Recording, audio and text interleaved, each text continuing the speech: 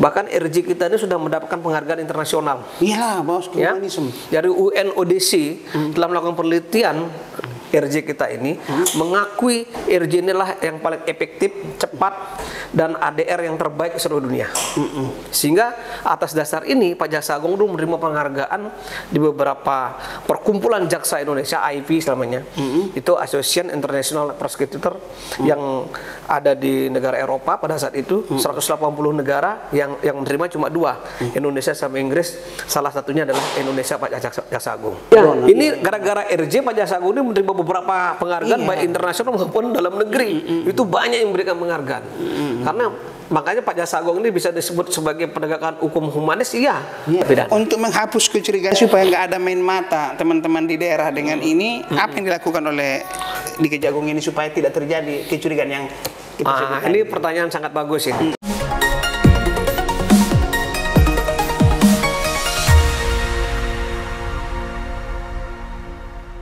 Dari ruangan kerja Kapus Penkum Kejaksaan Agung Republik Indonesia Jakarta, bincang-bincang tipis-tipis kembali menjumpai Anda bersama saya Erman Tale Daulay di channel Tale Trias Info. Di channel ini berbagai isu terkini yang menjadi perhatian publik dan narasumber yang kita hadirkan untuk membahas isu tersebut akan kita iris-iris menjadi tipis-tipis.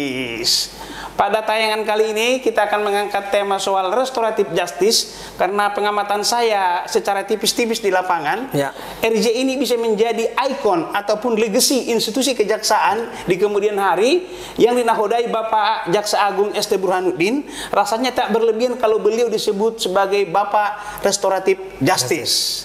Untuk mengiris tipis-tipis duduk perkara RJ ini, bincang tipis-tipis menghadirkan bintang tamu Bapak Ketut Sumedana, Kapus Penkum Kejaksaan Agung Republik Indonesia. Terima kasih Pak Ketut Sumedana. Terima kasih Mas, terima kasih. Sudah berhasil dihadir bincang tipis-tipis? Siap, aku apa aja ditanya lah, yang santai. Oke. Santai sampai serius loh. Iya, yang penting ada gizinya. Ya. Nah, jadi saya dulu sebagai masyarakat pengen tahu secara detail duduk perkara RJ ini apa sih Pak? Kapus Penkum? Jadi begini, restoratif justice ini adalah suatu upaya ADR, Alternative Dispute Resolution, yaitu penyelesaian perkara di luar pengadilan. Ya kan, bagaimana penyelesaian perkara itu sebelum perkara itu masuk di pengadilan. Jadi kejaksaan adalah sebagai domitis litis dari suatu perkara, yaitu yang mempunyai kewenangan penuh terhadap suatu perkara, apakah perkara itu layak atau tidak diajukan di pengadilan, sesuai dengan 139 dan 140 KUHP, maka kita harus meneliti perkara itu setelah diserahkan tahap 2 kepada penyidik. Tahap 2 tipis-tipis. Setelah 2P21 tahap 2 oleh penyidik, kita teliti kembali. Apakah tadi kalau tipis-tipis ngapain kita ajukan ke pengadilan? Oh iya. Ya kan? Kalau tidak layak ngapain kita diajukan ke pengadilan? Nah, inilah jaksa punya penilaian penuh terhadap perkara itu, apakah perkara itu layak apa tidak diajukan ke pengadilan. Maka keluarlah istilah restoratif justice di sini. Nah, perkara-perkara tidak berdampak luas, ya, yang kecil, ya, yang masih bisa dimaafkan oleh korban itu disebut restoratif justice. Gitu. Jadi selama ini kalau ada yang teriak hukum tajam ke bawah, ini terbantahkan dengan RJ ini. Karena duduk perkara ini saya temukan di lapangan, ada orang mencuri sawit, belum sempat dijual Pak, tangkap sama pihak keamanan, PT katakanlah gitu ya kan, PTPN. Ditanya mau apa untuk anaknya sekolah, ibunya sakit berobat, dan harganya saya lihat cuma 400.000, 500.000. Itu duduk itu gimana? Apa secara? Itulah salah satu yang mengilhami daripada RJ ini, ya kan. Jadi perkara yang tidak layak, yang sebenarnya adalah pelaku itu juga sebagai korban karena kebutuhan sosial ekonomi masyarakat, melakukan satu tindak pidana yang memang tidak punya saluran untuk di mana mereka harus mendapatkan nafkah, ya. Misalnya tadi Nenek Mirna mencuri kayu kakao dengan harga yang begitu kecil, sampai ke bawa ke pengadilan dengan usia yang sudah senja. Ini kan sangat-sangat menyentuh hati nurani masyarakat, ya kan. Sehingga yang begini-begini nggak layak lagi untuk dilakukan persidangan. Maka solusi yang dihadirkan oleh Bapak Jaksa Agung melalui Perja nomor 15 tahun 2020 adalah RJ itu sendiri. Gitu loh. Nah, ke depan kita mengharapkan tidak ada lagi perkara-perkara yang model begini. Curi sandal jepit di masjid, nah, ya gitu kan. Terus perkelahian antar keluarga, ya kan, 50, KDRT pun tidak masuk. dalam kategori masuk ke pengadilan, tapi masuk dalam proses RJ. Kenapa? Kalau KDRT semua masuk ke pengadilan, ya kan? Kasihan anak-anaknya, nanti malah cerai mereka setelah dia masuk penjara. Gitu. Ini pasti ada bekasnya nanti. Iya, kita lihat manfaat hukumnya. Gitu. Kita tidak bisa hanya mengejar kepastian hukum saja dalam suatu proses penegakan hukum, tapi kita lihat manfaat dan bagaimana rasa keadilan itu bagi masyarakat dan bagi korban dan pelaku. Karena sepasang suami istri acap kali dia berantem pangkung, nggak saat ngamuk lapor ke kantor polisi, besoknya yang cinta-cintaan, gengsi, nggak bukan yang udah menyang-nyang cinta-cintaan, gitu kan? Masa mau dibawa udah menyang-nyangan, iya kan gitu. Karena gengsi kadang-kadang orang itu melaporkan sesuatu yang seharusnya tidak perlu dilaporkan. Nah, ini ketika ini dibawa ke pengadilan akan terjadi resistensi di masyarakat, resistensi di keluarga. Bayangin ada balas dendam. Tapi ketika ini diselesaikan secara baik-baik, ya dilakukan suatu upaya perdamaian, ya mereka tidak perlu direhabilitasi nama baiknya karena sudah belum masuk ke pengadilan kan, mereka bisa mengganti rugi. Ya, misalnya kalau kehilangan, kalau karena kelalaian menyebabkan barangnya rusak, ini kan bisa ganti rugi, gitu loh. Bisa diomongin baik-baik, gitu loh. Nah ini yang gini-gini nggak penting itu dibawa ke pengadilan. Nah sampai sejauh ini kita sudah hampir 2000 RJ. Dari seluruh Indonesia. Mulai tahun 2000 terus mungkin udah, ini setiap hari ada. Jadi tiap pagi Pak Jampidup itu mengendalikan penghentian RJ ini ya di Kejaksaan Tinggi dan Kejaksaan Negeri ya bisa sampai 17-18. Ya kan kadang-kadang kalau waktu terlalu sibuk sih mungkin 3-4 RJ ya. Bayangin ini terus berjalan.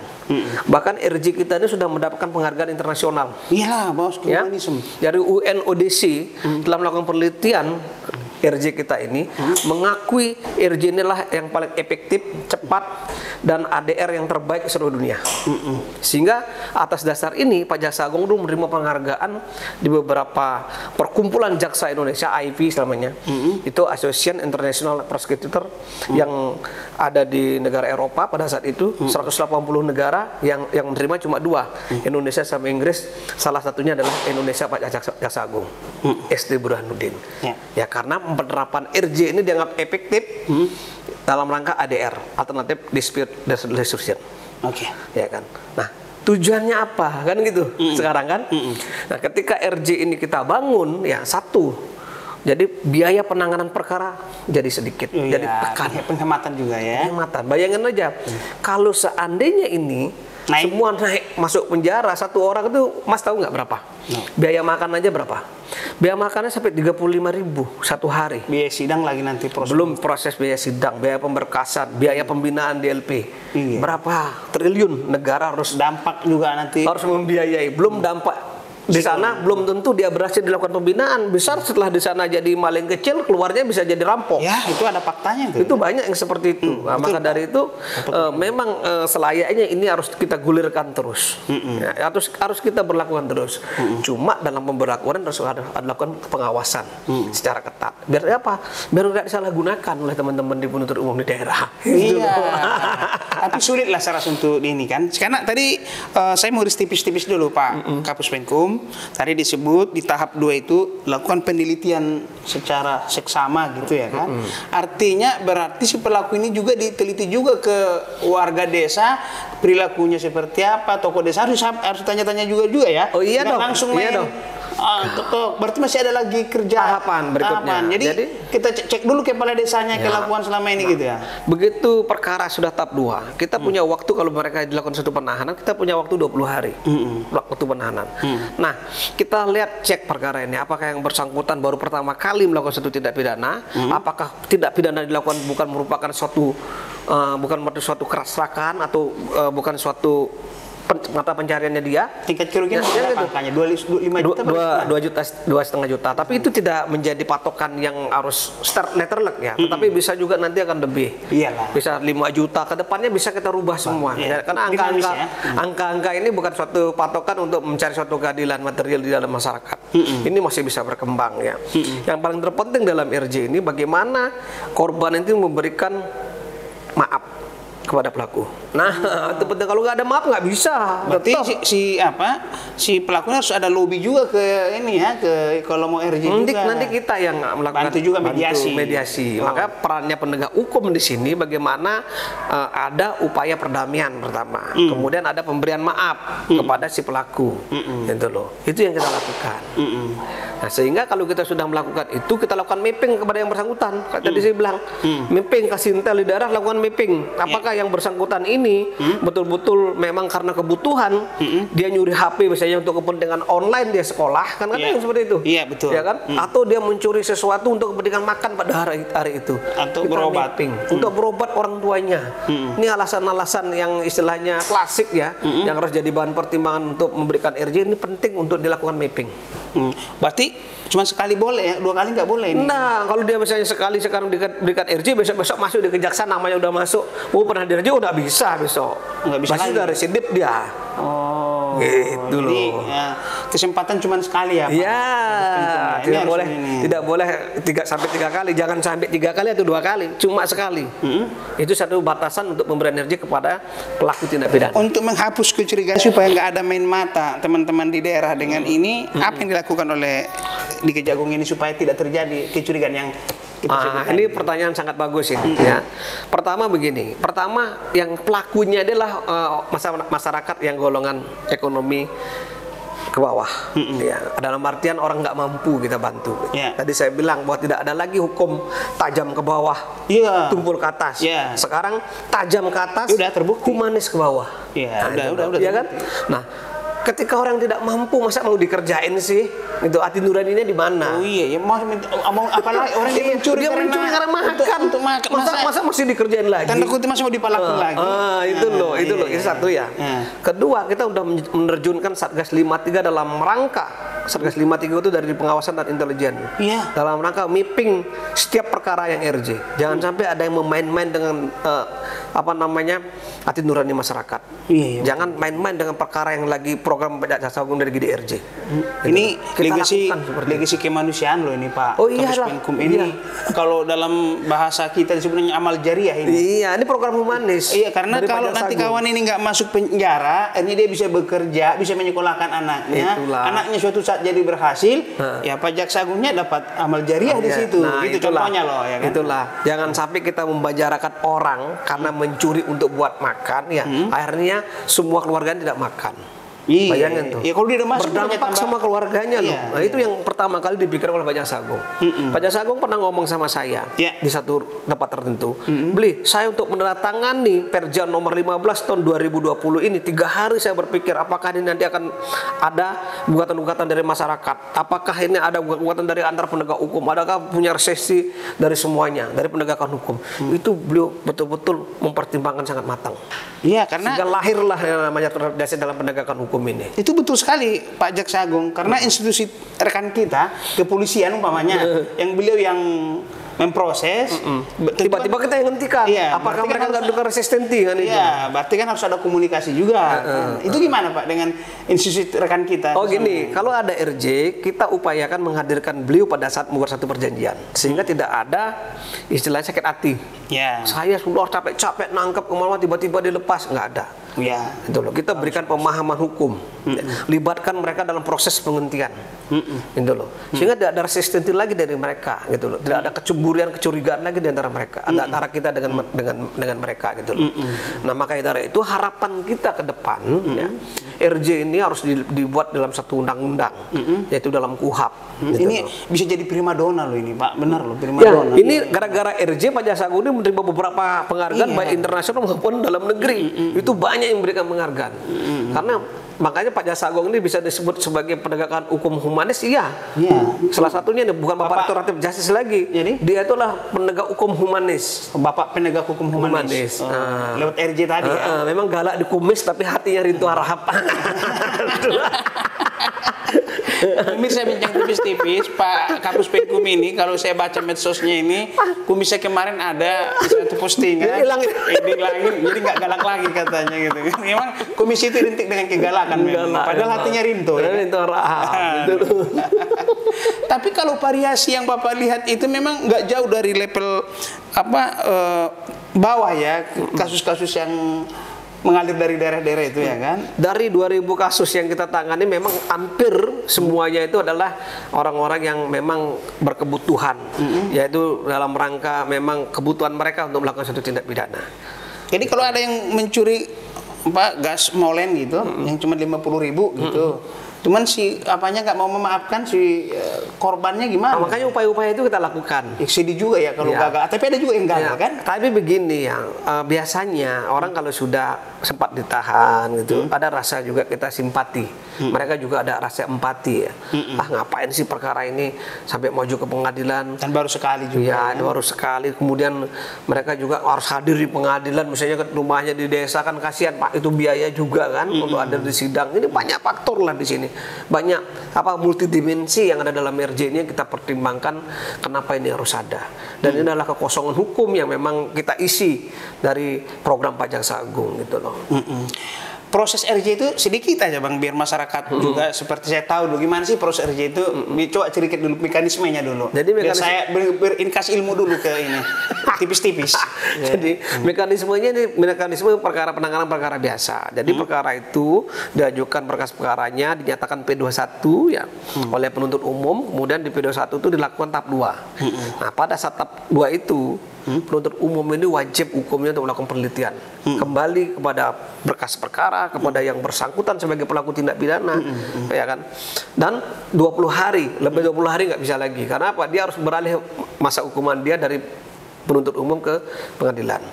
Nah, masa 20 hari inilah yang harus dilaporkan secara intensif kepada Kejaksaan Tinggi, kemudian ke Kejaksaan Agung. Kejaksaan Agung harus cepat mengambil keputusan bahwa perkara ini betul-betul bisa mendapatkan RJ atau tidak. Waduh, 20 hari ya? 20 hari. Harus gitu. Bahkan kalau Pak Jaksa Agung ini, Pak Jampidum ini sebagai pengendali RJ, ya, beliau ini jam 6:30-7 sudah on. Kalau lagi sibuk keluar negeri atau tugas keluar kota ini kadang-kadang dipending itu loh.